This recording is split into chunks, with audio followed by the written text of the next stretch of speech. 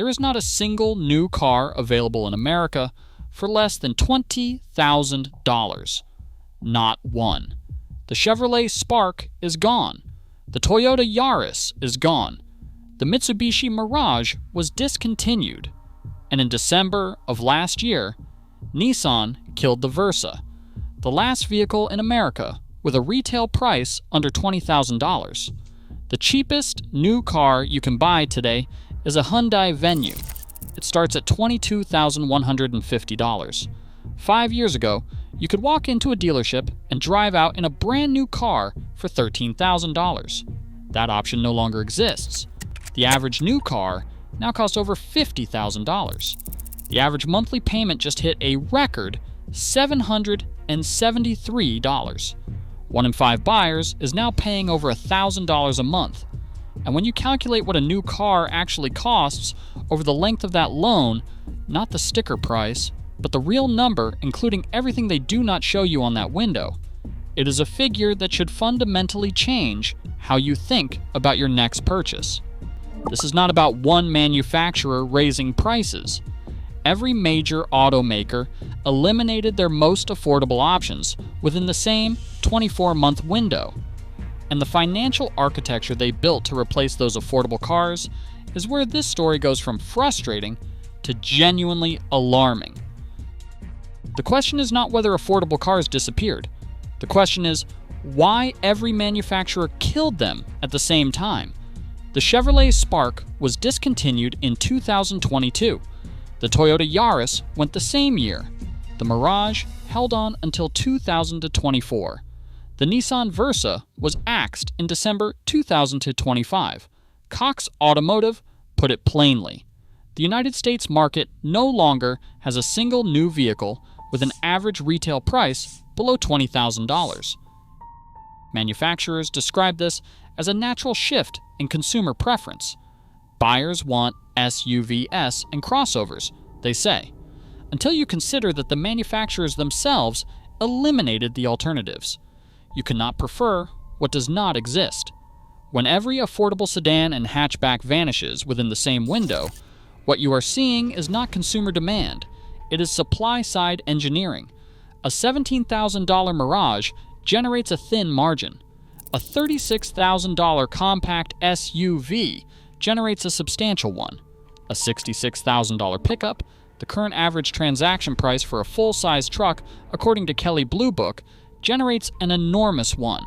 By eliminating the bottom of the market, manufacturers did not just raise prices. They eliminated the reference point that made those prices feel high. When the cheapest option on the lot is $22,000, a $35,000 crossover starts to look reasonable. That is not an accident. The average new vehicle transaction price hit $50,326 in December 2025, a record. According to the Census Bureau, median household income is $83,730. The average new car now costs roughly 60% of what the typical American household earns in an entire year. So the industry's answer to the affordability gap it created was not to build cheaper cars.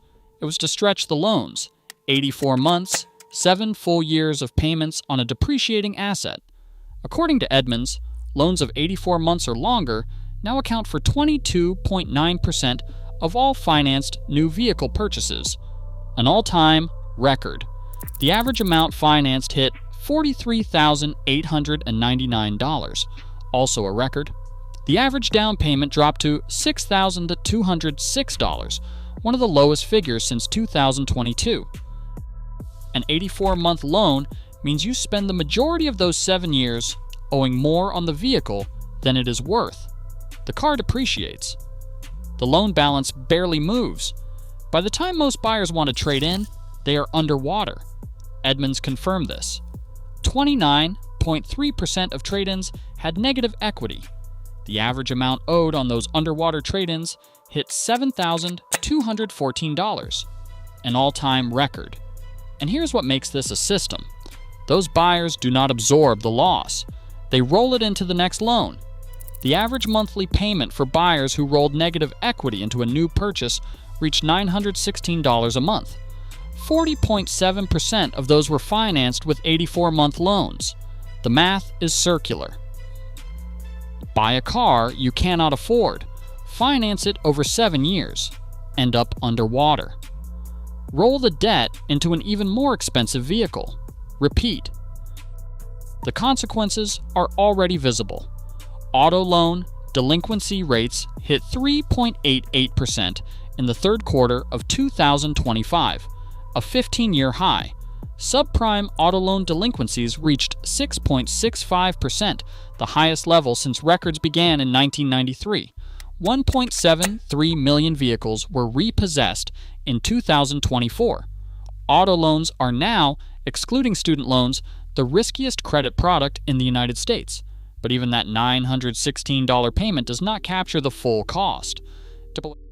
AAA's 2025 study found that the total cost of owning a new vehicle averages $11,577 per year. That includes depreciation, fuel, insurance, maintenance, finance charges, and fees. Auto insurance alone has increased 43% since 2021. Vehicle repair costs have climbed 17% in a single year because the sensors in modern vehicles can turn a minor fender bender into a $3,000 repair. Now do the math. The industry hopes you never do. A $50,000 vehicle financed at 6.9% over 84 months produces total payments of approximately $65,000. Add AAA's ownership costs over 7 years and you are looking at another $81,000. The total approaches $150,000 for a depreciating asset. And it is about to get worse. 25% tariffs on imported vehicles took effect in 2025. Cox Automotive projects prices will climb another 4 to 8% by the end of this year. Kelley Blue Book estimates tariffs could add up to $6,000 to vehicles priced under $40,000. J.P. Morgan projects a $41 billion first-year tariff bill shared between automakers and consumers. Previous generations could buy a $15,000 car, maintain it through independent mechanics, and drive it for 15 or 20 years. That math built equity. It created flexibility. It allowed families to allocate income to housing, education, and savings rather than funneling it into a perpetual vehicle payment. That model has been systematically dismantled, not by consumer preference, by margin optimization, loan engineering, and the deliberate elimination of every affordable alternative. The pattern is consistent.